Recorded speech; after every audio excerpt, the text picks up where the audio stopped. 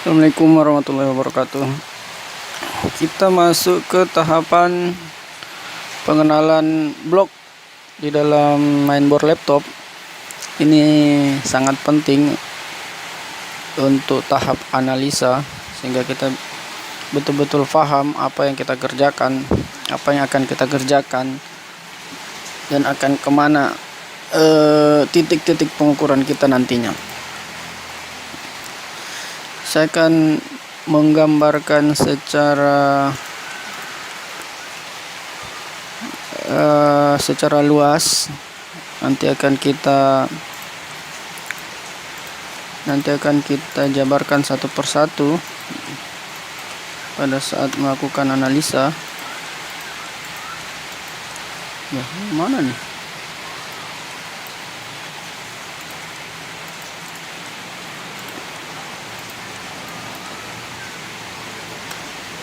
Nah,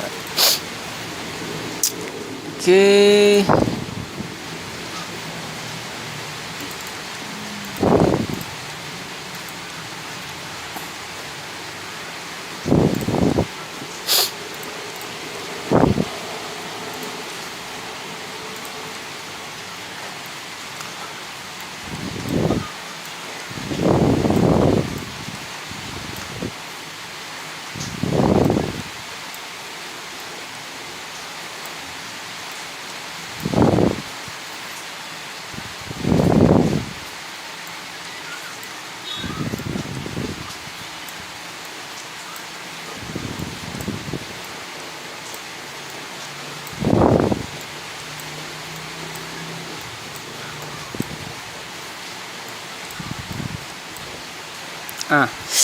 Saya mulai dari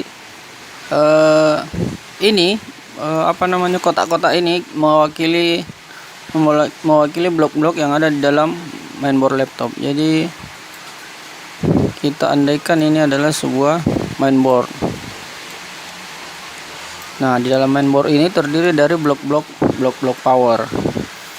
Yang pertama kali kita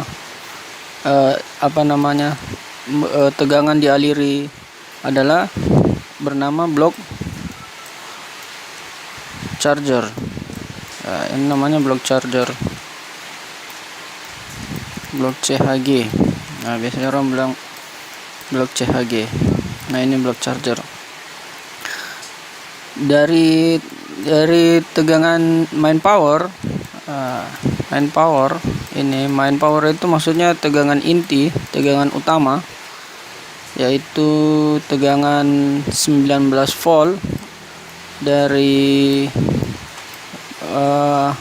adaptor ataupun dari power supply. 19 volt tidak mutlak, tapi sebagian besar laptop itu menggunakan 19 volt karena untuk seri-seri Lenovo itu menggunakan 20 volt. Jadi kita berasumsi saja 19 volt tegangan main powernya, karena sebagian besar menggunakan 19 walaupun tidak semua ya. Oke, jadi awal mula tegangan main power itu masuk adalah menuju ke blok charger.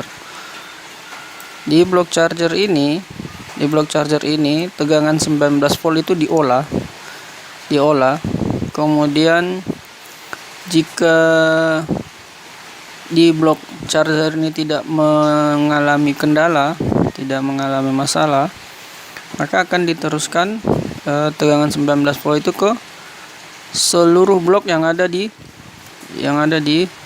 mainboard. Jadi ini akan terhubung ke semua blok. Nah,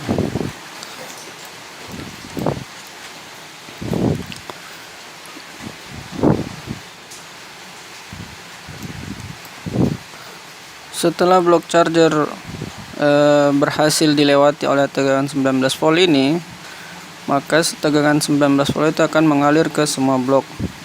Yang blok berikutnya adalah blok DC-DC atau blok IC DC-DC. Nah, ini blok DC-DC. Kemudian ini blok power run.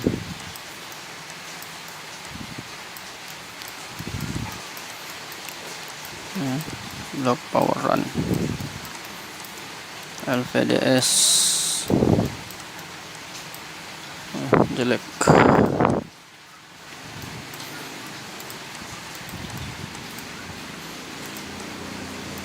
LVDS.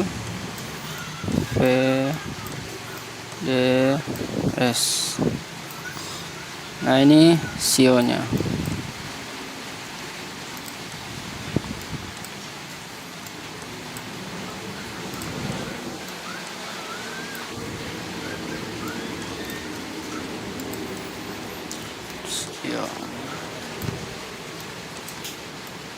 Ini bukan blok, tapi ini sistem kontrol. Nanti kita bahas. Ini tidak tersuplai tegangan 19 volt. Jadi tegangan 19 volt itu setelah melewati blok charger akan masuk ke semua blok yang ada di mainboard. Jadi ketika di blok, misalnya di blok akhir ini, blok LVDS ini mengalami masalah 19 volt, misalnya di sini terjadi short atau ada komponen di blok LVDS ini, ada komponen yang short, maka otomatis semua tegangan 19 volt yang ada di blok power dan di blok IC/DC sini mengalami masalah. Yang mungkin tidak mengalami masalah adalah di bagian ini saja. Kenapa? Karena disinilah disinilah 19 volt itu diolah. Karena di sini ada jembatan yang memutus hubungan antara keseluruhan 19 volt tadi. Jadi ceritanya ini semua ini tegangan yang namanya tegangan 19 volt di semua blok itu sama. Satu jalur. Jalurnya dari mana? Jalurnya ya dari blok charger ini. Jadi ketika menemukan masalah mati total, perhatikan dulu mati totalnya karena apa. Jika mati totalnya karena tegangan 19 volt tidak bisa masuk, tidak bisa menyeberang, tidak bisa melewati blok charger, maka kemungkinan ada masalah di blok-blok di depannya, atau memang masalah di blok charger ini, IC chargernya memang bermasalah sehingga tidak bisa memerintahkan tegangan 19 untuk lolos. Jadi prinsipnya kita harus memeriksa semua bagian yang terhubung dengan blok dengan tegangan 19 volt. Nah, jadi pelajaran yang ingin saya sampaikan di sini bahwa 19 volt itu adalah satu bagian. Ada 19 volt itu adalah main power yang menghidupkan semua sistem power yang ada di mainboard. Jadi 19 volt itu harus ada di semua blok yang ada di sistem power pada mainboard laptop. Jadi arahnya seperti itu. Ini yang harus diperhatikan. Kemudian SIO ini apa? SIO ini adalah sistem signal. Jadi semua IC yang setelah menerima tegangan supply 19 volt akan memberi laporan ke SIO ini. Nah, sistemnya seperti itu. Nanti SIO ini akan mengembalikan laporan tersebut jika memang IC tersebut ketika SIO menerima signal dari IC charger, maka SIO akan memberikan perintah balik bahwa untuk melanjutkan tegangan 19 volt ini. Nah, seperti itu. Begitu juga untuk blok IC/DC ini. Jika IC/DC menerima tegangan supply 19 volt, artinya dia telah menerima tegangan, dia harus bekerja, dan setelah bekerja dia akan memberi laporan ke SIO. Nah, SIO ini mengembalikan, artinya setelah menerima laporan dari DC/DC, SIO kembali mengembalikan lagi ke IC/DC untuk melanjutkan ke perintah berikutnya, dan seterusnya seperti itu. Jadi ini bolak-balik. Jadi SIO seluruh kegiatan yang ada di mainboard itu selalu bermuara ke SIO. Nah, SIO ini dikendalikan oleh yang namanya IC BIOS. Nah, itulah kenapa selalu tahap awal yang harus kita lakukan jika mainboard mengalami masalah adalah melakukan flash BIOS. Satu-satunya tahapan yang tidak perlu kita tidak menjadi acuan untuk flash BIOS adalah ketika laptop mengalami short. Itu karena tidak ada hubungan sama sekali dengan SIO. Jadi SIO ini dikendalikan oleh IC BIOS. Jadi ketika IC BIOS ini IC-nya atau isi file BIOS ini mengalami masalah, otomatis SIO ini tidak akan bekerja. Jadi ketika misalnya block charger telah memberikan signal bahwa IC tersebut siap bekerja dan SIO ini mengalami masalah karena ada firmware-nya yang error, maka otomatis SIO ini tidak mengembalikan perintah yang seharusnya dijalankan. Nah, seperti itu. Makanya ketika kita melakukan perbaikan, selain kerusakan short, ada baiknya kita melakukan flash BIOS dulu untuk memastikan bahwa IC BIOS-nya dalam kondisi baik-baik saja atau filenya dalam kondisi normal. Nah, ini alur yang akan dilewati. IC DC-DC ini apa? IC DC-DC adalah tegangan yang akan mengeluarkan 3 VA dan 5 VA. Nah, ini tegangan wajib kedua. Tegangan wajib pertama adalah 19 volt, tegangan wajib kedua adalah 3, dan tegangan wajib ketiga adalah 5 VA. Nah, syarat untuk menghidupkan mainboard laptop ini wajib ada. Tidak bakalan laptop bisa hidup tanpa ketiga tegangan ini. Jadi jika ada pertanyaan kondisi mati total, maka akan sulit dijawab jika yang bertanya tidak paham, tidak mengerti apa yang harus dilakukan. Mati total itu bisa disebabkan karena 19 volt tidak nyebrang, karena 3 VA, 5 VA tidak keluar, SIO tidak bekerja. Nah, itu bisa disebabkan mati total atau terjadi short. Nah, jadi banyaklah penyebab mati total. Jadi semua bagian harus diperiksa di bagian tegangan always. Nah, ini ketiga tegangan adalah tegangan wajib hadir. Adapun beberapa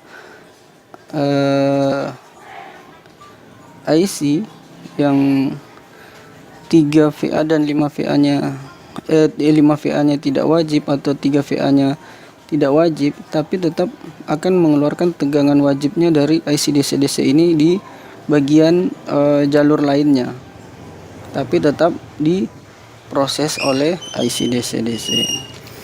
Setelah 3 VA dan 5 VA keluar, maka ketika di switch maka poweran akan bekerja.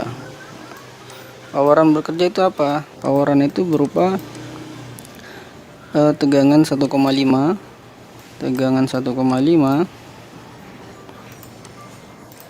dari VRAM, dari IC RAM maksud saya, bukan dari RAM-nya. Di sini ada tegangan 1,5, ada tegangan 0,9, ada tegangan 1,8, ada 1,1, ada beberapa, ada juga yang 0,9 lainnya dari tegangan lain, ada tegangan 0,75. Nah, inilah VRAM, tegangan yang akan keluar setelah IC DC-DC.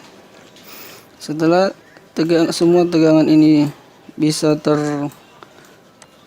bekerja, bisa keluar, maka masuk ke jalur LVDS. Nah, jalur LVDS inilah yang akan mengeluarkan signal gambar di monitor. Nah, jadi tidak bakalan ada tampilan di layar ini jika mengalami masalah di salah satu bagian dari power run ini. Ya, seperti itu kira-kira perjalanan tegangan sehingga bisa mengeluarkan tampilan atau display di layar monitor sebuah laptop. Nah, di blok LVDS ini juga ada beberapa tegangan yang wajib hadir untuk memberikan tampilan di display ini. Jadi walaupun ini sudah ada tapi LVDS mengalami masalah, ya tetap saja tidak bisa tampil ini monitornya, tidak bisa ada tampilan di LCD laptop. Nah, ini perjalanannya. Nah, nanti pekerjaan kita atau pelajaran kita adalah kita mulai dari tegangan 19 volt, block charger, IC DC-DC, power run, LVDS, CO. Nah, itu semua akan kita pelajari satu demi satu. Artinya kita mengulik satu demi satu bagaimana proses bekerjanya masing-masing blok ini. Nah, saya rasa untuk pengenalan umum cukup sekian, karena nanti akan kita bahas satu persatu. Ini hanya untuk memperkenalkan kepada teman-teman yang masih baru sehingga tidak bingung jalur tegangan itu bekerja seperti apa.